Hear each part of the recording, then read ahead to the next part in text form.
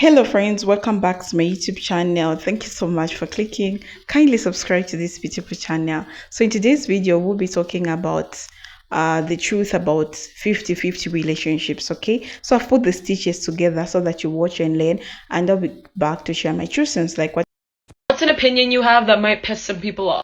Going 50-50 with a man in a healthy relationship doesn't exist. And this is going to be so controversial, but let's fucking do it. A man that is willing to go 50-50 with a woman is a man that still yet doesn't have the intention of being a financial provider. When a man says, I want my woman to provide for herself while still expecting her to raise his children, he's basically saying, I want my wife to be half of the man for me while still being all of the woman. This is an unbalanced equation of the feminine and masculine dynamic. When the woman is working to provide the other 50% while raising children, it will put her on survival mode and she cannot fulfill her divine purpose as a mother to carry, nurture, and raise her children to be the highest reflection of their father. And then men say, I will not provide for you, I will not marry you, and I will not lead you. But I will fuck you, and if you get pregnant, we'll figure it out with no plan because I'm a man that lacks intention. This is why we have so many broken families and our communities are degrading. The masculine energy in our society is weak. It's why so many women have daddy issues. There's no real discipline, no focus, and no leadership from men anymore. At least not many. Instead, society wants to push women to be more masculine instead of providing the masculine support needed to uplift and protect their feminine essence. He was 5 years older than me, dating me when I was a broke college student. We went 50-50. If you go 50-50 with a man, you are usually not going 50-50 at all. Going 50-50 is more than just finances. It is across the board, which includes emotional and mental labor, domestic chores, childcare. And in a patriarchal society that benefits men and pushes this message that a main priority for women is marriage and motherhood, those everyday tasks of taking care of the house, the kids, the relationship, usually fall back on the woman. And this is especially true if the man in the relationship is using weaponized incompetence in order to get out of his share of the workload. And that is where the trap of 50-50 comes in, because now the woman is doing more of the work, which means there is an unequal amount of work being done on her part, and she is still paying 50% of the finances. Look, every relationship is different, and the one that works for you and your partner is the one that you two agree on. But what is important here is communication and choosing a partner who is genuinely going to put in effort to build a life with you, and not one who is going to consistently let you pick up the slack.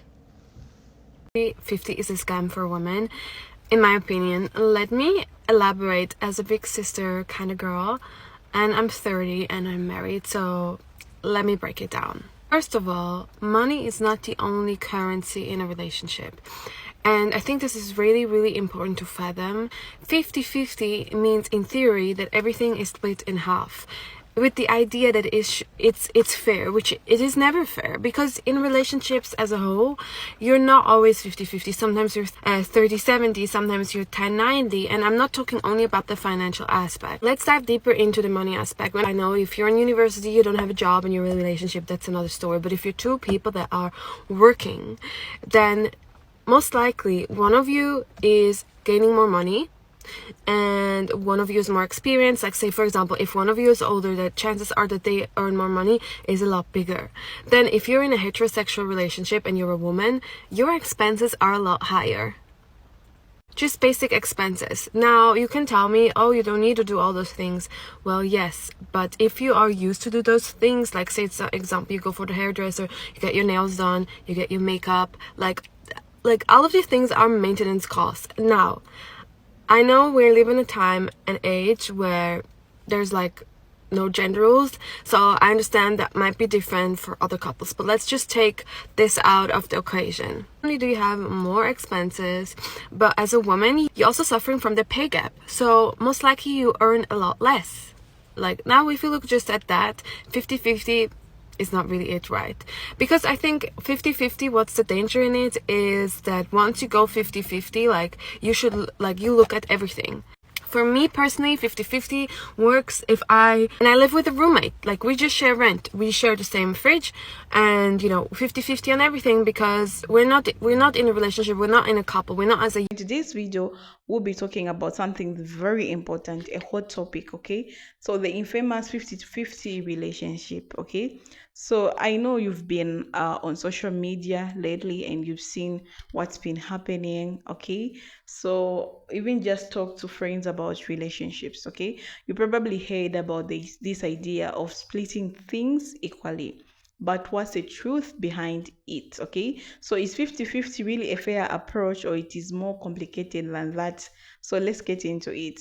So on the surface, a 50-50 relationship sounds like a great idea, right?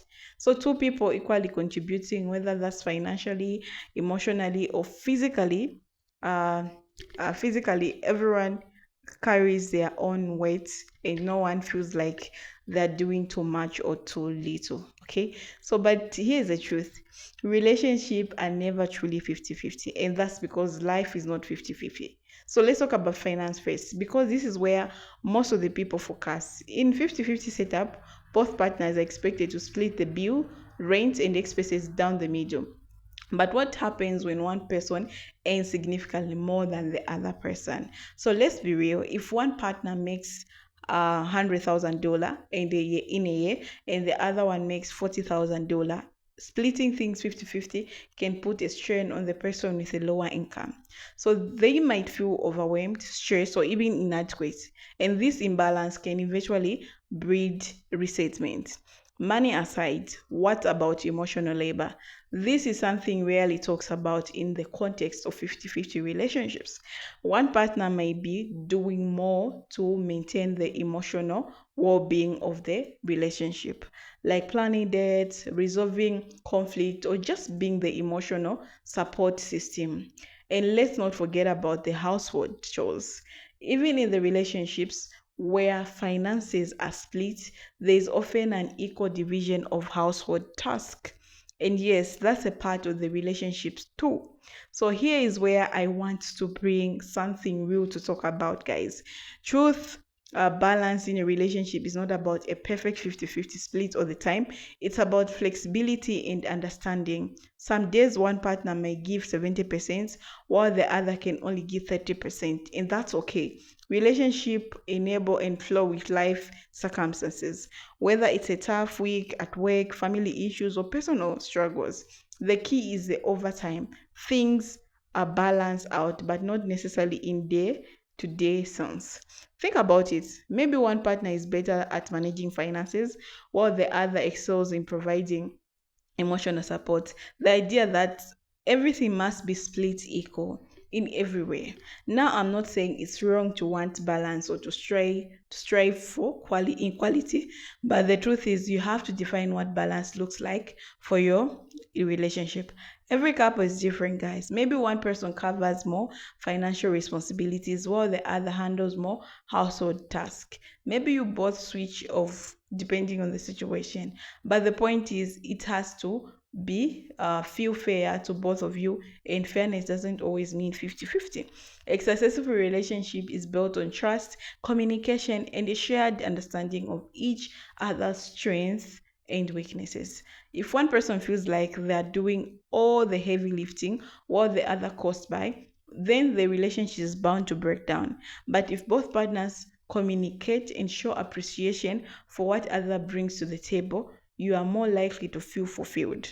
So here is my advice: stop focusing on the numbers. Don't caught up in trying to make everything a 50-50 split. Instead, focus on what each of you can contribute in a way that feels good and fair. Okay, talk to your partner about what balance looks like for you. Maybe you agree that one person takes on more financial responsibility while the other get the emotional or physical aspect, and that's perfectly okay as long as both of you feel valued and respected. At the end of the day, relationships are not about keeping scores, they're about building something together that works for both of you, and that means being flexible, open, understanding, whether life throws challenges your way. Okay, so what's the truth about 50-50 relationship?